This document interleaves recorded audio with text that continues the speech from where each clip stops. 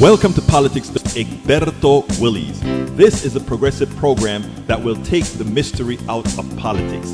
This is the program that will encourage you to make sure government becomes we the people. Whether you are liberal, progressive, conservative, or otherwise, you get to air your point of view. We are an independent media outlet that, unlike mainstream media beholden to corporations, we only owe allegiance to you. Remember, you can also send me a tweet at EGBERTOWILLIES. That is at Egberto Willies. Let us engage. It is politics done right. Well, folks, welcome to one more edition of Politics Done Right. I'm Egberto Willies, your host. Thank you so kindly for being a part of the show. We are going to have a great show for you today. Yes. We had sort of a rocky start. Why did we have a rocky start? Because we were alternating between internet, both cellular and cable. All kinds of internet problems. But you know what? Nothing stops politics done right, folks. Nothing stops politics done right. The internet can try. Everything can try to stop politics done right. But you know what? We are a-coming. Politics done right is a-coming. Whether we do it right away or whether we do it not so right away, politics done right is here. Anyhow, what's up, my dear brothers and sisters? What's up? I'm going to tell you what's up. We have COVID-19. We have a country in disrepair. We have a country in trouble. But are we going to allow that to dictate anything? Are we going to really sit back and say, oh my God, look at what's happening to our country? No. We are going to do something about it. And that is what this show is all about today. As soon as I get all these bearings with the show put together, that is what the show is about today, and it's important that we take a look at it. The first thing that we're gonna have is we're gonna bring on what Steve Schmidt had to say about the president. I just want to put that first into context because I think it is important for us to hear from those who used to be the followers of the party, the followers of the Trumps, etc. So let's go ahead and get busy. Let me just go ahead and clean out a few things because as it turns out, I believe there are some who are still looking at the non-live version of the show, the version of the show that shouldn't really be there. So what we're going to do is as I get started with this, I'm going to start attempting to clean some of that up because whenever you have a bad start, whenever things start in a slow manner, this is what we have to do. So what I'm going to do is I'm going to play Steve, and after Steve, we'll go ahead and get directly into talking. So here we go. Donald Trump sees and why we're reading accounts in newspapers like the Washington Post and the New York Times about the turbulence in the campaign or poll numbers that show his numbers collapsing in states like Michigan, Wisconsin, Pennsylvania, and close contests in state like Texas. So the American people are watching this play out every day, and they understand that this is not what competency looks like. This is not what a strong leader looks like. And I think that the American people in majority numbers are coming to a conclusion, which is this president is totally out of his depth. He's outmatched completely. He lacks literally every conceivable quality necessary for leadership in a crisis, and he's failing at a time of testing for the country at a historic level. There has never been an American leader who has performed as incompetently, as ineptly, as poorly as he has. And literally everything he says, we range from the imbecilic, which is the suggestion that the American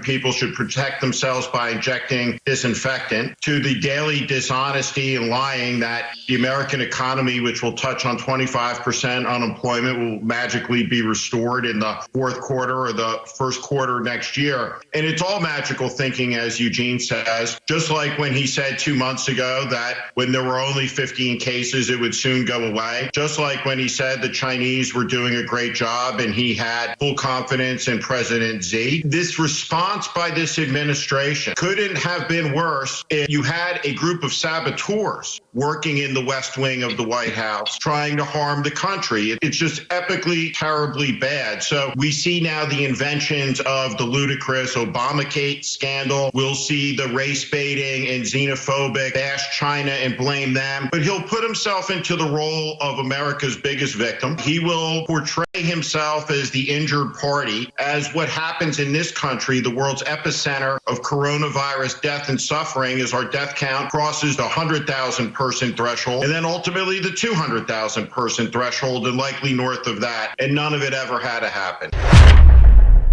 And none of it ever had to happen. And none of it ever had to happen. Eugene from that's always on MSNBC had a piece to write where he says, now the rest of the world pities us. Think about that. The rest of the world pities America. When would you have ever believed you would have heard that statement? The rest of the world. And it's not hyperbole. Because you know what?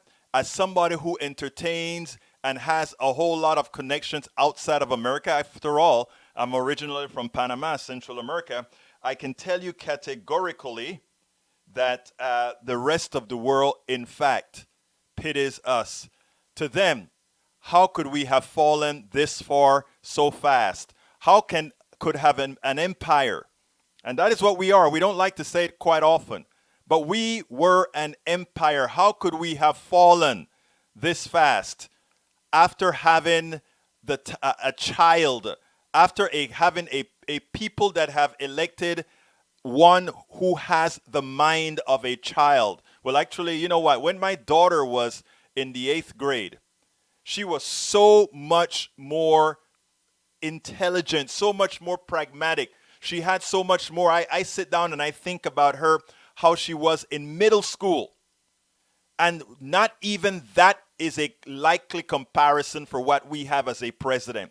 I listen to kids in elementary schools that have more maturity than the president that we have right now. Those 80-something thousand people that are dead today is a response. It's our president is responsible for it. Yesterday, I wrote I saw a tweet by Kurt Eichenwald, the reporter. He said, a Kroger employee died of COVID-19 on day it announced it would be, and today it is announced it's cutting $2 an hour from the people who are sacrificing their lives to sell to sell to customers, to sell to us. They're going to cut their salaries by $2 after they gave them $2 for hazard pay, as if the hazard has subsided. The hazard is getting worse, but we have a president telling the populace that, oh, it's no big deal. And then it gives the corporations a reason to say, oh, it's no big deal. $2 we are taking back, no more hazard pay. But we love you employees in as much as we are milking you to make our money. And that is all a direct result of the person we have as president of the United States. Somebody with the mind of a child. And, it is, to some extent, it is frustrating because it doesn't have to be. This country is full of intellect. This country is full of intelligent people. And to think, including some of them standing on the stage with the president, and to think that they are all simply coalescing to the desires of a madman, to the desires of somebody with a small intellect, to the desire of somebody taking us to the wrecking ball, to think that that is what we're dealing with here. America, we better do better. We better do better. Because the fact of the matter is, he is taking us directly into the ground. The rest of the world sees it. There's a 40-something% of the population of the United States, which is minute in the world. Those are the only people keeping this world, not just America, but the world on edge. Think about it. We have 40% of the American population that has the world on edge. And what we have to do is talk to some of those guys and get some of those guys to see the light beyond the light beyond their ideology, the light beyond their prejudices, and the light beyond all these things. Because I tell you, when we all go under, they're going under too. I mean, but by then it's too late. By then it is too late. Today I was on a virtual town hall with Congresswoman Rashida Tlaib, as well as Senator Jeff Merkley from Oregon. Tlaib is from Michigan. What I want to do before I get into what I'm playing for today is let you listen to what she had to say about COVID-19, about a whole lot of other things that we have to get taken care of, and then we'll take it on the other side. Thank you so much, Jennifer, and to everyone, and Senator Merkley, who's been a wonderful partner in trying to make water a human right for all of us during this global pandemic. So I sincerely appreciate this conversation, especially now as we are fighting on the House floor to get this going, but also to really have a productive debate about what's in and what's not. I represent the 13th Congressional District, which is Detroit, and a number of what we call Wayne County communities. And one of the things to know is, I represent the third poorest congressional. So when I talk about some of these, issues that you are on the ground fighting for, just know our community has felt very much directly what doing nothing looks like around our economic divide, environmental racism, just the number of things that have really pushed more people, especially children, into poverty. And so for us, it was very, very important for my team and I and many of the community activists on the ground. When the governor and others were asking people to wash their hands, we said, what about the ones who don't have water?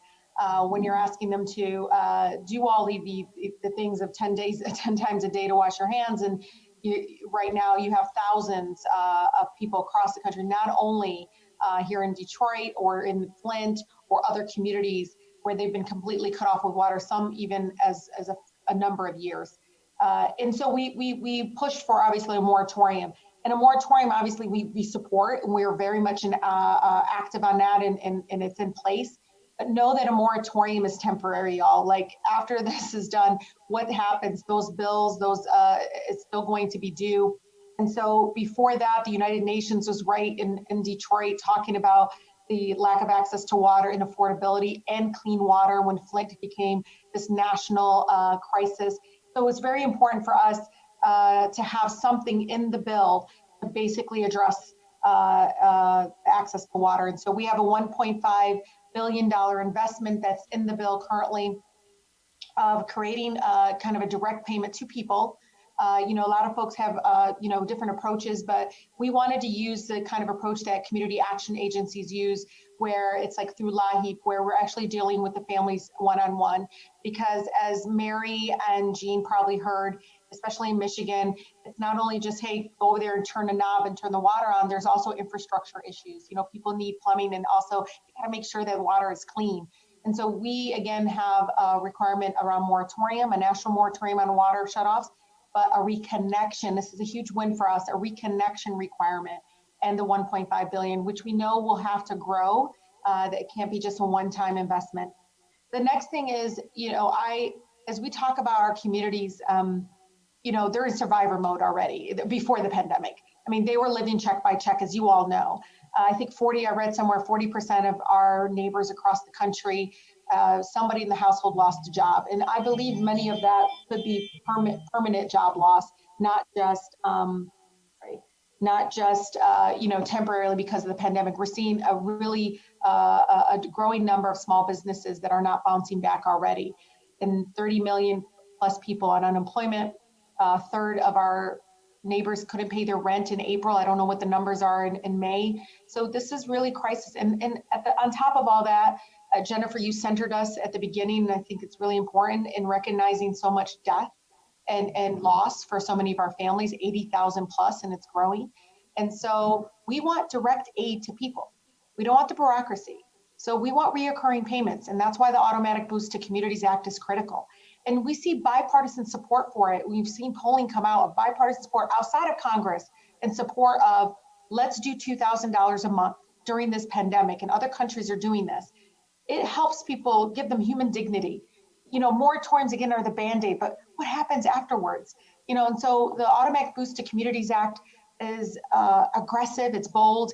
It really does include every single person that lives among us, and it will save lives. You know, people need to be able to have some sort of consistency and some sort of support that we got you. You don't have to, you know, fight through bureaucracy to get food assistance or food on the table. You don't have to, you know, be fighting with your landlord because they're also struggling or whatever. You hear all these stories come out, and so we want to be able to, again, we've done it for corporations for so long, where we hand them out these big bailouts, no oversight. And I just don't know why we aren't doing a people's bailout and saying they deserve a reoccurring payment. And I know many of my folks, when they got the one-time payment, they paid off debt. They paid off debt that they had before, again, creating stability for many of our folks that, again, that are living in poverty. I leave with this. What I like in the bill, and this is really important for folks to know, just like people are in the survivor mode, our local governments have been. You know, so many of them have seen changes and shifts in taxes. And I'm telling you, they've lost so much, and they were in survivor mode. So now imagine with the pandemic, they are getting all of these PPEs, ordering all the things that they need to save lives, and watching also their firefighters and local law enforcement getting sick and dying, and wanting to expand testing at the local level. And to me, you know, when Federal Reserve Bank says banks are too big to fail, I say local governments are too critical and too important to fail. And they really are that's who contacts our residents have contact with, not the federal government. It is the local governments. And so we have, you know, a massive aid for them. But what I love in there specifically, and I think Senator Berkeley supports this, is when we do FEMA reimbursements right now, it's 75% reimbursement rather than getting it to 100%. Again, we are dealing with a global pandemic. So if it's sites, you know, one of my counties is doing a spectacular thing and saying, hey, if you're a small business and you need a loan to change the makeup of your business so that you can open up safely, and they should be reimbursed for that, right? I mean, there should be a flexibility to pay hazard pay. So I just want to, you know, again, urge all of us as we fight for, you know, from those that are my students to those that are fighting, you know, even the high cost of mortgages that have been fighting for, again, all the different issues we had in our country prior to. The way I think it's going to help people the most is the reoccurring payments, getting back to that. And again, FEMA, to me, reimbursements at 100% takes away the politics. You know, these small communities, less than 20,000 people, they don't have the capacity to constantly be applying for various grants, competing with other communities and fighting for small dollars. But boy, if they're spending money to save lives during COVID, then they should be reimbursed for that. And so I will leave you with all that. And I would be remiss, and my Congressional Progressive Caucus would be upset if I didn't mention what's not in the bill. And it's something that I'm really disappointed to not see there, especially with 30 million of our neighbors unemployed, is the Paycheck Guarantee Program. This is something that we need to continue fighting. I know people are starting to more and more talk about this, but we've never seen unemployment numbers like this since the Great Depression. We have to be creative. And you know, when we, again, think about how do we stop the spread? How do we make sure it is also that economic stability? It is so key, y'all, to making sure that people can stay home, that they can be safe, that they're not putting their lives at risk. And so, again, thank you all so much, especially for my, you know, 100+ organizations that have signed on to make water a human right and supported our efforts in the House. We would never have been able to get this far in getting it in the final bill language that I'm hoping to be able to vote for today. That was Rashida Tlaib. Now, I would be remiss if I didn't remember to tell folks this this thing was put together, the COVID-19 Emergency Response Group by Joel Siegel, who used to work for a congressman. I forget the congressman's name now, but anyhow, and also Dr. Paul Zeitz. Dr. Paul Zeitz, who is the executive director of Build a Movement 2020. Who put this thing together. So Dr. Paul Zeitz from Build a Movement 2020 put that together along with Joel Siegel, the National Director of the COVID-19 Emergency Response Group. Anyhow, I want you to listen now to another person that was at that. By the way, was moderated by former mayor of North Carolina, Jennifer Roberts. I want you to listen now to Merkley. Merkley from Oregon had much to say as well. Let's go with that, and then we'll take it on the other side.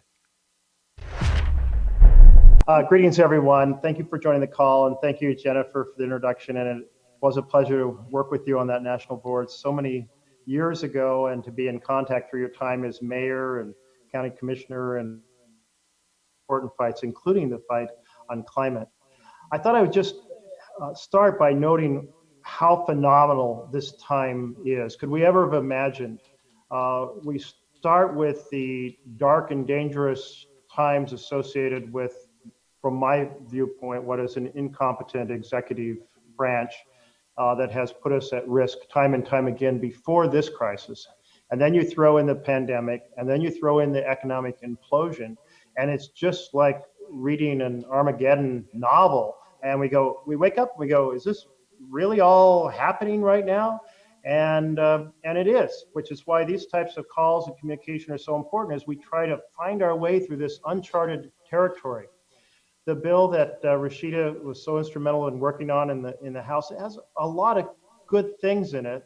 And you think about the fundamentals for family. You have food, you have shelter, you have utilities. And let me just start there and note that that bill has a 15% increase in SNAP benefits, very important. My state of Oregon is one of the hungriest in the nation, really important. On shelter, it has $100 billion for rental assistance so people can help make their rent payments, and $75 billion to help people make their mortgage payments so that they don't end up in foreclosure. So it's fighting eviction, it's fighting foreclosure. And then turning to utilities, which aren't thought about so much. And it was really a pleasure to partner with Rashida, and she emphasized the role of water.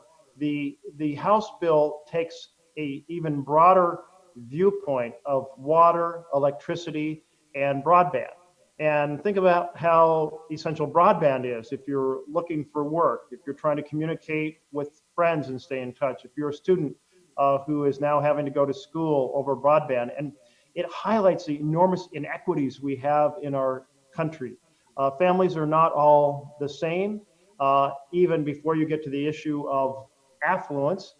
So there's structure in some families that will help students study. There is less structure in others. There are funds in some families that mean that they have broadband and they have the equipment, others don't. So in that bill is a fund for connectivity that will help folks who have the availability of broadband but can't afford it get connected with the equipment, the initial setup, and then paying monthly fees through September 2021. So to the House, really well done on those essential utility connections.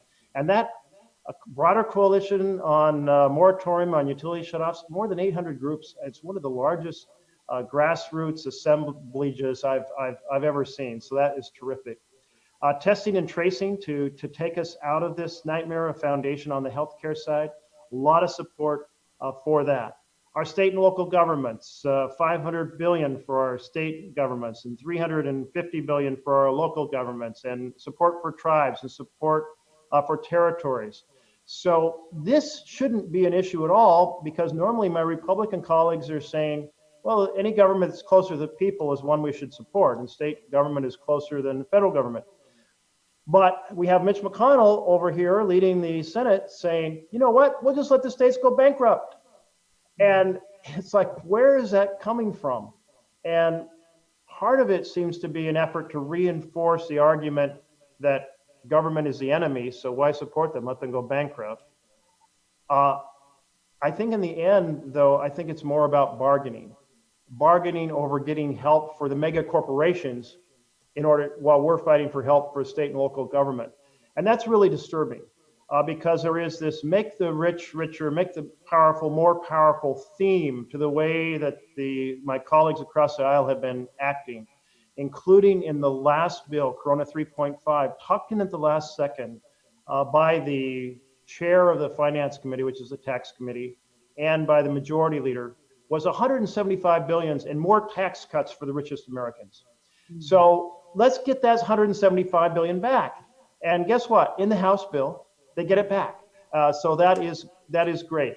And that's the same amount they're spending on fighting foreclosures and evictions on the housing side. So that's a good movement of that 175 billion from a place that isn't needed to a place it's desperately needed.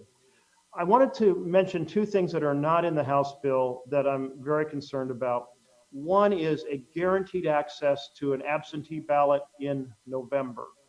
And that access should exist for everyone. Oregon has had vote by mail forever, and there is a bill for full vote by mail that Amy Klobuchar of Minnesota and Ron Wyden from my state are championing, and I'm partnering with them, but they are the leads. And I have a backup plan that is a much simpler plan that says every ballot program, open that up in this coming November election to anyone who wants an absentee ballot, a no excuse absentee ballot program. The infrastructure is already there. It can be amplified. We can provide financial assistance to amplify it, but nobody should have to worry about going to the polls and getting an infection this coming November. It is part of a broader philosophical battle. We have seen since the Supreme Court gutted the Voting Rights Act that one party has said, well, let's pursue all kinds of voter suppression and voter intimidation tactics because there's people we don't want to vote. We don't want college students to vote. We don't want poor people to vote. We don't want communities of color to vote. That philosophy is so at odds with the view of government of, by, and for the people. But if you're powerful, you don't want those groups voting. And so we've got this whole voter suppression movement. And the last thing they want is to make it easier for people to cast a ballot. So this issue over being able to vote safely in November is part of a bigger battle, not just over voting access, but over the issue of gerrymandering and over the issue of dark money in politics. And there is a bill that is in the House, that passed the House, called H.R. 1. It's For the People Act. And it takes on gerrymandering and voter suppression and dark money and ethics. Here in the Senate, Tom Udall of New Mexico is the pilot. I'm the co-pilot on it. Tom's retiring, so I'm using every possible form to say, hear those words, for the people, and think about how is the Senate going to pass that act to try to restore, take on the corruption that's inhabiting our electoral system. Because if we don't take on that corruption, we're going to lose on healthcare, housing, education, living wage jobs, Equality Act, taking on climate crisis and other environmental issues. So it's kind of the foundation. It's the first thing we should do in January 2021 if we have a majority that is ready to take on the rigged system. We have to unrig it the moment we have an opportunity to do so. The second thing that's not in the House bill is the Rewind Act. An effort to say this crisis should not be used as a moment to give more subsidies to the fossil fuel world. Instead, we should be driving a transition to renewable energy. This year, yesterday was announced that this year is the first year that the energy from renewable energy, specifically hydro, wind, and solar being the big versions of that, will exceed the electricity generated by coal. So coal is no longer king. And part of that is the environmental consciousness over climate, and part of it is the blessing that solar and wind have become cheaper than fossil fuels. And we have to really beware of the fact that natural gas is not a solution to climate, that it produces a lot of methane leakage that does as much damage to the climate as coal does. So we've got a long ways to go. Anyway, so that's the big vision. I hope we can find a way to push on this issue of transition, using these massive resources we're investing now to transition rather than to anchor ourselves in the fossil fuel world. And so with that, let me turn it back over to Jennifer and the team. I'm Egberto Willies, host of Politics Done Right, an independent news program. I post several news videos of interest every day. There we go. I went a little bit too far with that one. Anyhow, that was a very, very informative town hall. We had a lot of other speakers. In fact, the town hall comprised environmentalists and just about everybody else. I'll post it. I'll post a link to the actual thing in a little bit. But let's get to the main attraction today. Today's show is going to feature Dona Murphey, Dr. Dona Murphey, a Houston activist who actually contracted COVID-19. She recovered, but she never ever stopped. Let's go to her story, and then we'll move on from there, where I'll go to the chat room and answer some of your calls. Welcome to one more edition of Politics Done Right. I'm here with Dr. Dona Murphey. Donna, how are you doing this morning? I'm doing okay. Well, look, folks, Donna is one of Houston's premier activists, doctor, you name it. She is it. In fact, she's given me a quick few minutes before she goes out there and do some more of her activism. What is it that you have to go do right now, Donna? We have been planning a series of 24-hour vigils across the United States, from San Diego to Michigan to Houston to New York, New Jersey to Maryland, all across the states to demand the release of those who continue to be held in ICE custody, which we've been doing for the past couple of months. We've been, vocally advocating for their release because of their susceptibility to COVID in closed quarters, which is also true for people in the criminal justice system. A lot of overlap. So yeah, we've been planning this action for a little while now, and I didn't want to miss out on it. I myself am sick, but am planning to show up. Well, this is that is above and beyond, Donna, because if I'm not mistaken, in March you developed COVID-19. Tell us a little bit about that. Yeah, so I was exposed to somebody who was working with people in a hospital, and that person became ill, and I became ill. For 28 days, I had a very diverse clinical syndrome. It wasn't just fever and shortness of breath and cough. In fact, it was no fever. I had some dysregulation of my temperature, like hot flashes, but no fever. I did have shortness of breath. I did have cough. I did have pretty profound fatigue and drowsiness, but I also had a rash. I had pretty significant GI symptoms, so some nausea, diarrhea. Yeah, it was not a happy time for about 28 days. And it lasted a whole 28 days, eh? Yeah, and I'm the kind of person who typically I get sick maybe once every 1 to 2 years for a day or two. I'm not a sick person. Wow, that is tough. Well, look, I want to discuss with you some a doctor's perspective on how the country is handling COVID-19. Are we doing what is appropriate right now? No. The whole purpose of having shut things down at any level was really to diminish the prevalence of the disease. This is a viral illness, which the virus itself does not survive out of the human body for more than a period of days. So if you isolate people from one another, then you decrease the prevalence of the disease because it can't hop from person to person to continue to replicate. And the idea was to make sure that we decrease that prevalence. And by the time we were, going to come back out at any level, we should have ramped up testing. We should have ramped up contact tracing so that for that lower prevalence, we would immediately be able to identify the people who then become sick, the people who were then exposed to those who are sick, and we can quickly isolate and quarantine to contain the disease and further spread of it. And we haven't done that. We have not ramped up. Our testing capacity is now appears to be on par with, for instance, South Korea, right? It's 1% of our population. However, our testing capacity came online very late. And it also hasn't been very strategic in the way it's been targeted. So there are vulnerable populations that are still not being tested. And the contact tracing is a joke. I mean, the former leader of the CDC and I think of DHHS, they came together in April and mentioned that we needed to, as a country, increase our contact tracing to hundreds of thousands of contact tracers nationally. In the state of Texas, we were hoping to have something like 15,000 to 25,000 people contact tracing. And the governor of Texas has only stated, I don't even know if he's actually done this. 4,000, right?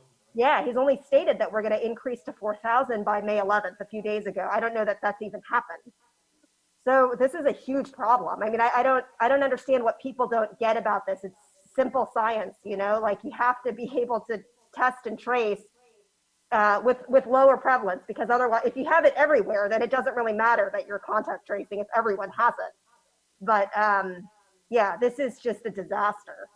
No, so I imagine then if we keep on the path that we're on right now, we're really in for a very, very dangerous summer and fall. Yeah, I mean, we continue to see. I mean, we maxed at 1,500 people a couple of days ago in terms of new cases in Texas. I mean, that's the highest that we've seen, right, so far. And I don't think that this is going to slow down if we continue to like do this phased opening, as per Governor Abbott. Um, we're going to continue to see many, many deaths. And I think that it's quite clear that those people sitting in positions of power simply don't care. Now, from a doctor's perspective, how dangerous you got COVID, you survived. How dangerous is COVID, or do you think these politicians may be making a bet, saying we are willing to lose if it has a 1% mortality rate or 2% mortality rate? Maybe we're just willing to lose those people that are gonna die from it. I think that's quite clear. I mean, the past couple of months, it's been evident that this is killing a ton of people and very quickly, right? So I think you'd have to be a real dummy to think that that's Right. not the reality. I think they understand that, and they're willing they're willing to risk those lives. Now, for those people that are, because there are a lot of people that say generally on the right, and I don't want to make this a political issue because with you I won't. But generally on the right, the people have been convinced that it is okay to go out there. Do you think they would keep that same stance? I know you're around people from all stripes. Do you think they would continue the behavior if they understood the actual death rates, and maybe that the people that they're following are taking that as maybe it's okay? Do you think they understand that? Do they understand the real risk? Is that your question? Yeah, do they understand the real risk, and that the politicians that are guiding them understand the risk and say, yes, we are willing for X amount of you guys to die? Let me give an example. Fox News is out all of the times encouraging people to go out to work, encouraging people to protest, encouraging all these behaviors. However, they themselves are telling their people, we won't be coming back to these offices till June or beyond, which they're saying, for us, we want to protect ourselves. But you guys go out there, work, work, work. Do you think they understand that that is what's occurring? Yeah, that is astounding to me, because I think it's definitely out there that disparity exists in what they're advising the general public and what they themselves are doing. My perception is that probably many people who may be espousing that it's okay to open things up, that and that, that we should not be required to wear masks, that they may themselves actually still be doing those things, so I don't know why it is this issue has become so politicized. I mean, maybe it's because those of us on the left, I think rightly so, are holding people accountable in positions of power who have failed to make the appropriate decisions for the public. But it should not, I mean, us protecting ourselves and each other, that should not be a political issue. No, You it should know, not. um, it is very frustrating to me, and I don't know. I don't know. I don't know that it's actually true that people are in large numbers, because we see that in the news, right? But I don't know that it's actually true that people in very large numbers are defying the recommendations of the CDC, for instance, right? Right. There has been a lot of confusion, from the top, even from the CDC, over the many months. And to be fair, this is a rapidly evolving situation. So I understand some of that. Some of that, I think, has been a function of being politically silenced, having doctors and scientists politically silenced. Okay, let's stop right there. That's one thing you are not politically silenced. What will it take? Your peers. What will it take for them to further engage? Because I think you're absolutely right about that. We need the doctors, the people that people actually respect, to get out there and get out ahead of the politics. Why is it that many doctors don't do that? I see you on stage. You're going to a protest right now. Why don't we have more doctors doing that? I mean, I think most of it is that doctors in general are really occupied, right? They're super consumed by their daily work of caring for patients and all of the administrative chores that come with that, unfortunately. I think that that's really what it is. That's my most generous interpretation. Um, being a doctor is committing to a life of service. I think for most physicians, for many Yes. physicians, it is. And I think a lot of people who are in that realm, you kind of burn out on doing advocacy otherwise because it's such an intimate part of what you have to do every day for your patients. So they know the system is broken. They know very intimately the system is so broken, but they don't have the time or the energy to devote to changing that system. And I also think that the culture of medicine, I mean, we kind of learn to take it. Right, right. Just take it, and it's medicine is very hierarchical. I don't think it is a discipline that encourages people to speak out against authority at all. Oh, So I that think that all those reasons, yeah. that makes sense. Now let's really quickly migrate into healthcare now and what's occurring. You know what it's gonna take with the amount of people that are gonna hit the healthcare system. Because we have a lot of people hitting the healthcare system. Insurance is gonna be hit hard. Hospitals are gonna be trying to recover money because you notice the emergency room was empty or not very full. You notice that a lot of elective surgeries are not getting placed. So right now we are in a financial dilemma for hospitals because they're not doing a whole lot of services, and for insurance companies because the services that they're doing will cost a whole bunch of money. What is the ultimate solution of our healthcare system? How to provide it, how to lend it? The people in England, the people in the UK, the people in France, Sweden, and all of them. Sweden never closed, but why? They have healthcare for everybody. Nobody's going to worry about being bankrupt. What is our solution, Donna? Yeah, this is a very difficult problem because I think that the transition will be very, very painful. Moving from what I think is essentially a for-profit healthcare system in the United States, although we do have public options here, right? Right.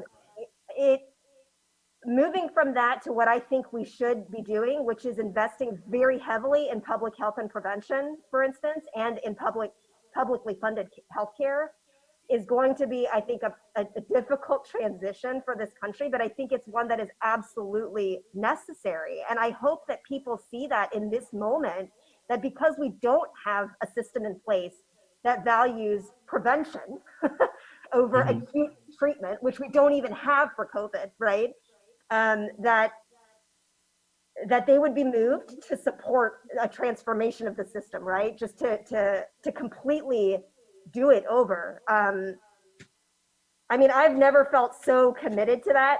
I mean, I'm in industry myself, right? Like my job is in working for a diagnostics company, and it's going to be. I think it's going to be a shock to the way we do medicine right now.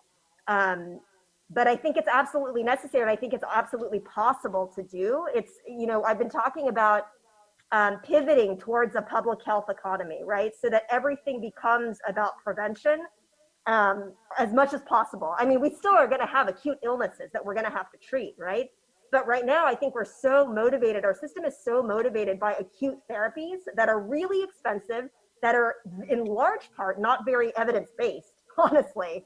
I mean, it's very, very thin evidence for a lot of the interventions that we do, which also have, cause what we call iatrogenic injury, meaning we in healthcare are injuring people by doing some of the therapies that we do, right? But somebody is profiting. So we're motivated to keep doing it, right? We're Right. motivated to keep treating people with those drugs that have a million side effects. We're motivated to keep treating people with or using medical devices, for instance, that are not very well vetted, right? Because somebody has money to make at the end of the day. I mean, that is a magic that you just said. If there's an incentive to make money to push something, just like the president was pushing hydrochloric, you know what medicine, Hydroxychloroquine, yeah. right? Just like he was pushing that. Again, that is the issue. I am never sure.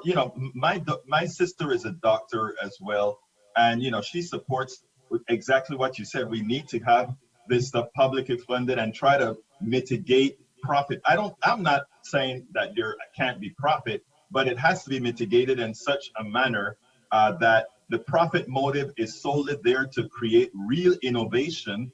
But when it comes to the interface between healthcare and the community, it probably should be public, don't you think? Yeah, I think it's really simple here. If we change the way we thought about healthcare as being fundamentally patient centered, right? What is best for the patient and their families?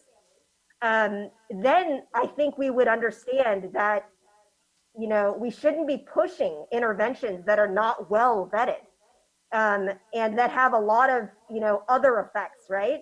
These decisions should be made in shared partnership with patients.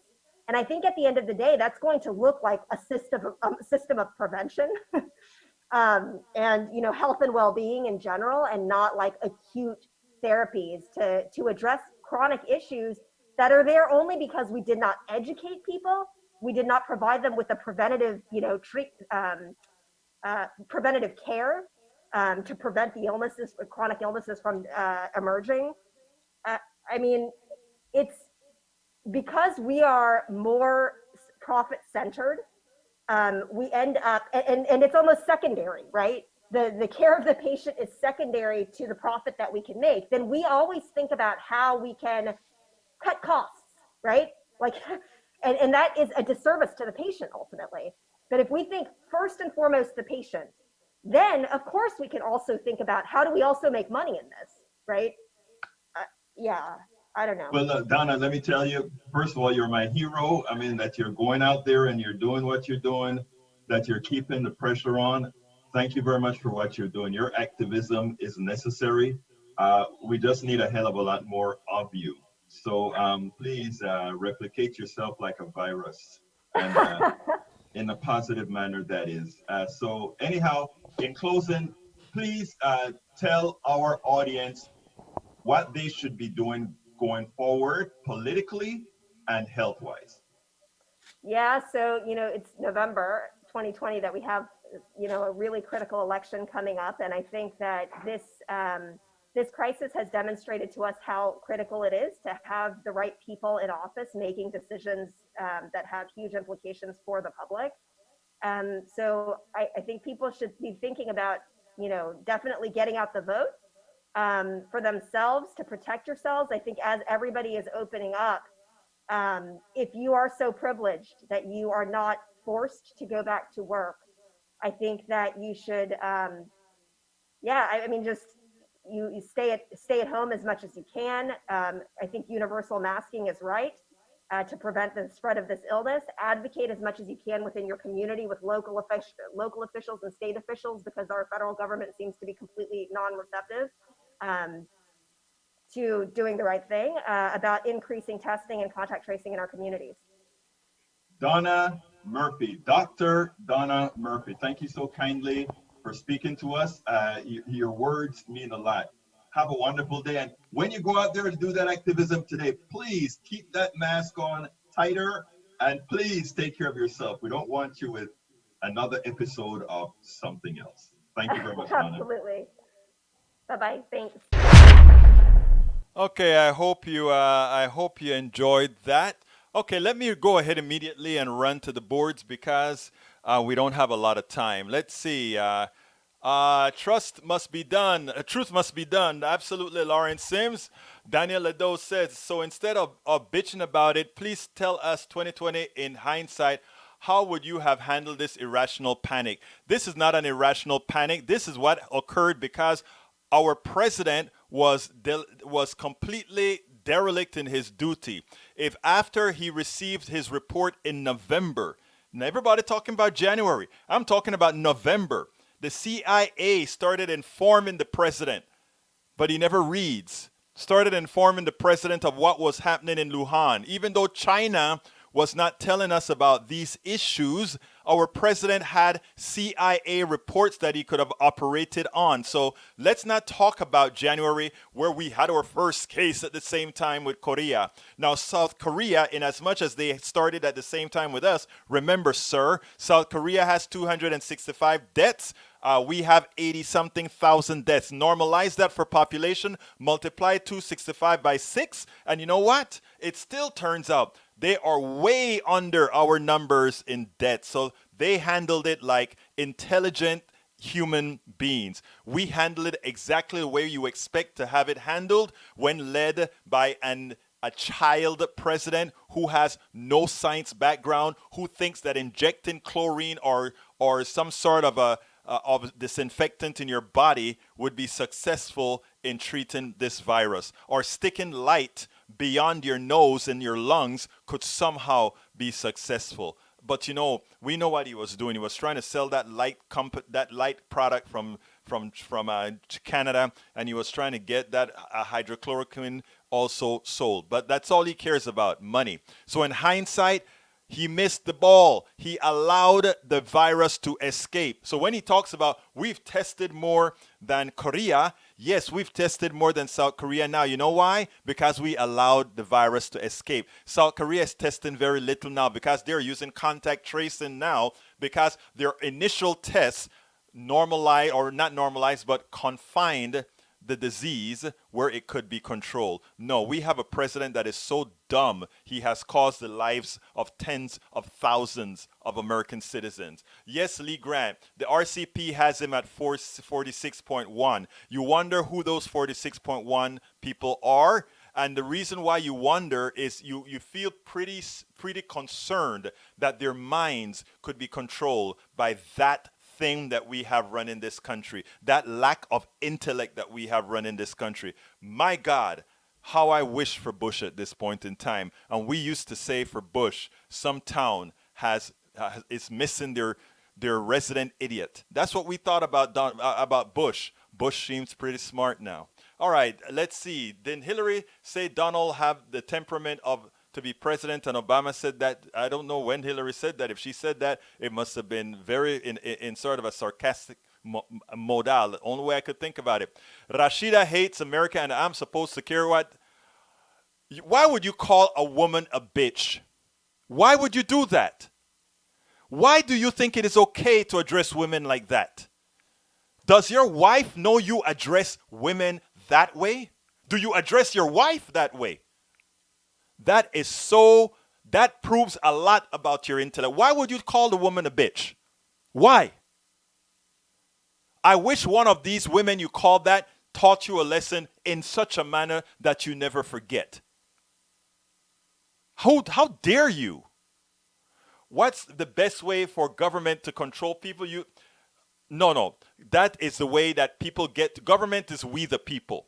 Anytime you talk about control of government, that is the kind of warped mentality that the plutocracy has given you. The plutocracy is sucking on the tits of government continuously. The plutocracy is flushed in money from the government, and then they tell you, oh, you depend on the government, then they control you. You depend on the government, then they control you. That's what the plutocracy tell clowns. The plutocracy tell all these right-wingers, oh my God, don't depend on the government, don't depend on the government. And they try to convince you of that. While in the background, all the money that you are sending to the government in taxes, guess where it's going? To them. Look at the stimulus, where most of it went. To them, to the people that have your mind, your little mind in control. That is who. They're telling you, don't be dependent on the tits of the government. Don't be dependent on the tits of the government. Oh, right-wing followers, don't. But we are. The plutocracy is. You sit down there thinking that, all those poor people that could get up and work are the ones getting most of the money from the government. That's not true. The people getting the most money from the government is the plutocracy and the rich. And then say, didn't they pay in more? Oh, yeah, they paid in more. And guess where they got the money to pay in? From you.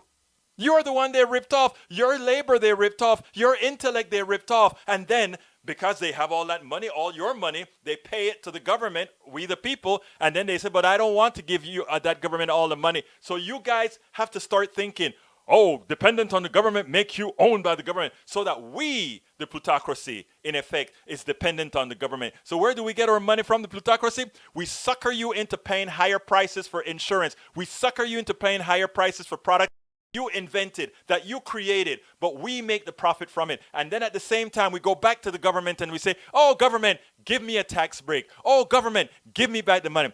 You see, the plutocracy, no, there's a certain sect in this country, because of their lack of levels of thinking in several levels of indirection, continue to screw themselves. Continue to screw themselves. I don't hate them for doing that. I hate those who have screwed their minds up. Not the people themselves, but those who have made Daniel Ledo think the way he thinks. I am hoping that as he listens more, and as he loosens his lines of prejudice, as he loses his lines of ideology, that some seed will be planted. I will always be there to convince, to try, to talk. Okay, let's see what else is worth talking here. I'm not even going to go. Daniel Ledo wanted to know, why is this doctor wearing a mask? The doctor is wearing a mask as she spoke to me, and continuously putting cleaner on her hands to keep herself as sterile as possible.